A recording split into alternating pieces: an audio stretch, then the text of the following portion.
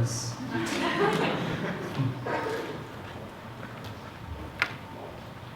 What are you? It's a common question, and we've all been asked it at least once. It's very simple. What is your ethnicity? Hi, my name is John, and I'm an Assyrian. And after telling people that for 19 years, it seems that every time I tell them, all they come away with is with the knowledge that I'm not Syrian. And I've realized that even though the Middle East is so vital in today's society, it's one of the West's biggest enigmas. Now, September 11th, 2001 was a very fateful day in America, and it changed our society as a whole. For instance, it was the first time that my generation heard about the Middle East. Yes, it is. And after growing up, watching the American TV, media, the news, although these are great sources, my generation has kind of homogenized the view of the Middle East into two groups, extremist and non-extremist. And this isn't necessarily true. In fact, it's not true at all. And you think that education would be a great catalyst to change this perspective. Or I'll give you an example. When I came out of high school when I was 18, I could name to you every single Chinese dynasty, the year it was founded, how long it ran. I couldn't tell you the first thing about Middle Eastern history, and I'm Middle Eastern myself. But in today's society, when we're so dependent on each other, ethnicity is more than just a cool thing to know about somebody. It can really tell you the worldview, where they came from, why they make certain decisions. It can really tell us about our fellow man. For instance, I'm an Assyrian.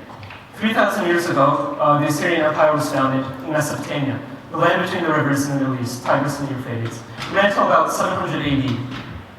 Now, many historians believe that this was the first great human empire. And based on its great real estate, the Assyrians obviously had a wonderful military, very potent.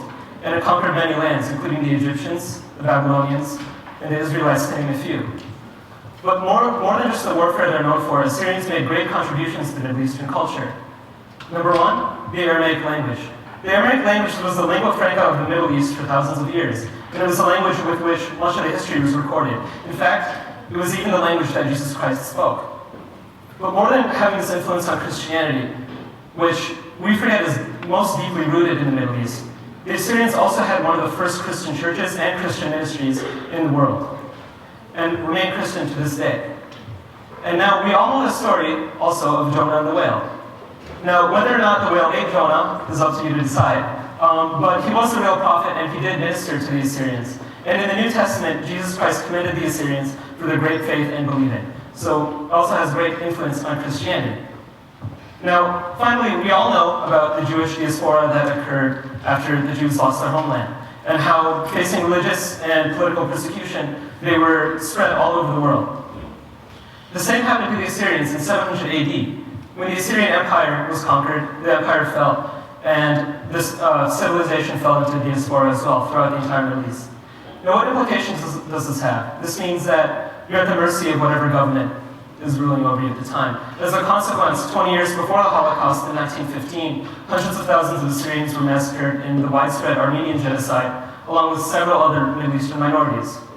And this has had such a great impact on our ethnicity that our population still hasn't recovered from this event. But you'll still find Assyrians all over the world, from the Middle East to the US, Canada, Australia to Sweden. However, the concept of returning back to our homeland every year is less and less possible because of our dwindling numbers and influence. So, just as impossible as it is to characterize one city block with one story, it is also impossible to characterize an entire continent with two stories. Every person has their own ethnicity, their own upbringing that shapes their entire worldview, creates an entire new person. For instance, I'm an Assyrian, and what can that tell you about who I am? It can tell you about my Christianity. It can tell you that my parents migrated to America for religious and political freedom. It can tell you that I really value community, that I value also independence. It also tells you that the news we hear on the media, the movies, the TV, although they may be great and they tell us about all this that's out there, it's just the tip of the iceberg. And what really shapes today's events is the thousands of years of cultural communication, cultural immersion that the world has experienced over thousands of years.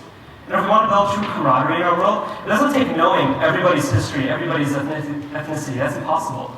But it does take understanding. It does take understanding that ethnicity is more than just a fun fact about somebody, but it tells a story. Hi, I'm John Zia, and I'm an Assyrian. What can that tell you about me?